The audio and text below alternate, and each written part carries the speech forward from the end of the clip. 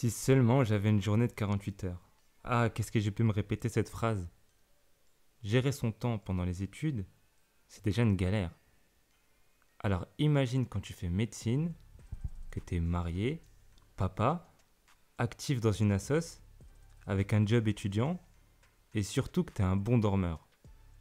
J'ai cherché à fond mais rien à faire, impossible de trouver une méthode qui correspondait à toutes mes contraintes.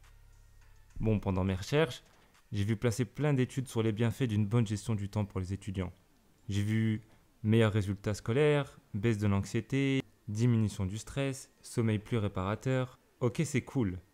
Mais du coup, comment on fait concrètement pour gérer son temps? Si j'ai réussi, alors toi aussi. D'ici la fin de la vidéo, tu auras toutes les clés pour devenir autonome. Pour qu'on soit tous les deux efficaces, je vais utiliser un exemple concret, te poser des questions et tu pourras prendre des notes en t'adaptant à ta situation. Et justement, en ce moment, il y a un événement idéal pour apprendre à s'organiser, le Ramadan. Alors prends une feuille, un stylo, et t'inquiète, ce sera moins chiant qu'un cours en visio sur Zoom. Tu connais le stress de se dire que la journée est trop courte, quand on n'est pas assez productif, qu'on procrastine et qu'on flippe le soir avant de dormir. Je suis prêt à parier qu'on a tous les deux eu la même idée de génie pour résoudre ce problème, à savoir sacrifier du sommeil. Bon, tu sais comme moi que c'est un mauvais plan. C'est peut-être efficace sur, allez, un jour ou deux, mais tu vas finir rincé. Il faut donc prendre le problème dans l'autre sens et commencer par le sommeil. On commence alors par la première question. T'as besoin de combien de temps de sommeil pour être bien? Allez, vas-y, note le chiffre sur une feuille. Je vais pas t'en donner un par magie, il est différent pour tout le monde. Moi, c'est 7 à 8 heures. Pas moins, pas plus. C'est bon, t'as ton chiffre. Maintenant, on va se demander comment répartir cette somme. En gros, à quelle heure tu peux te lever le matin sans être déchiré. C'est en fonction de ça que tu détermines à quelle heure te coucher le soir, pas l'inverse. Perso, je kiffe me lever vers 6 heures du mat et je dois donc dormir vers 22 heures. Logique. Ça, c'est le cas le plus simple. Mais des fois, on a des obligations qui nous poussent à nous adapter. Et c'est le cas avec le ramadan. Je t'explique. Dans la période actuelle, une journée typique de l'étudiant jeûneur débute en moyenne aux alentours de 5 heures du matin pour le lever du soleil et se termine vers 22 heures pour l'heure de la dernière prière. J'ai donc mes 7 à 8 heures de sommeil à placer. Les 6 premières le soir, 22h30, 4h30, puis une autre au moins en guise de sieste pendant la journée. Et c'est important de le respecter.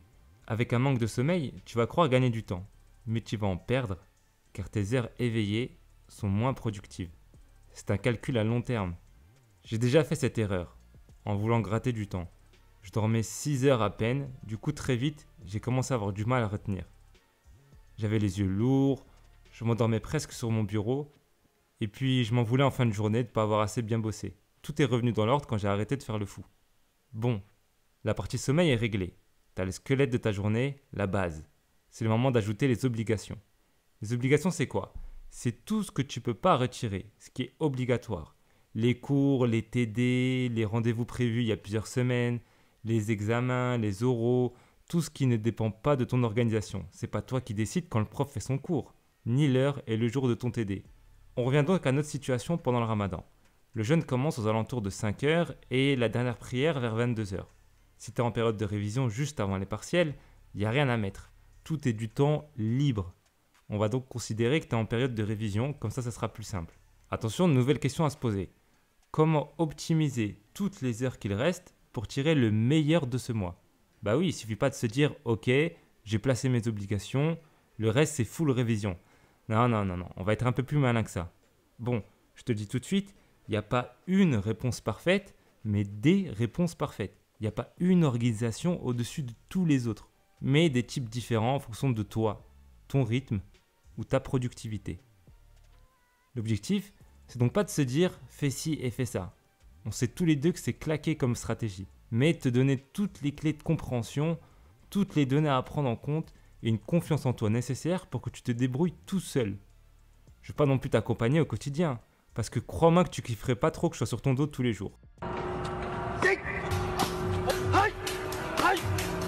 C'est bon, c'est noté. Prochaine étape, déterminer son rythme.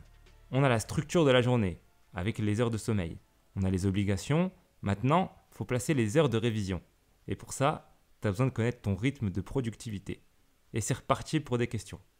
Quelles sont les heures où tu te sens le plus concentré? Moi, c'est le matin. entre 6 à 11 heures, voire à midi. Et là, je suis pas mal. J'ai la pêche, ça rentre bien, je suis focus. Puis un peu moins l'après-midi, entre 16 et 18 heures. Deuxième question, quelles sont les heures les moins productives? Perso, c'est 12 heures à 16 heures. Là, vraiment, faut pas m'en demander beaucoup. J'arrive pas bien à suivre, je relis plusieurs fois les phrases sans me souvenir de ce qu'il y a écrit, je m'énerve, j'avance pas. Bon, là, c'est déjà un bon début. Avec ces informations, je commence à y voir plus clair. Évidemment, tu as capté, je place mes séances de travail dans les heures les plus productives. Donc ça fait une séance le matin de 6 heures à 12 heures et une séance l'après-midi de 16 heures à 18 heures. Ça fait 8 heures en tout dans la journée. Si elles sont productives, elles sont largement suffisantes. Vaut mieux 8 heures productives que 12 heures à regarder les mouches voler. Et je sais de quoi je parle, je l'ai déjà fait. Et ça, je le répète souvent sur Insta. Je partage aussi des témoignages d'étudiants ayant explosé en bossant moins de 10 heures par jour. Parfois même moins de 8. Il me reste alors la tranche 12 heures, 16 heures. Je prends le temps de cuisiner, de manger autre chose que des déchets industriels tout préparés.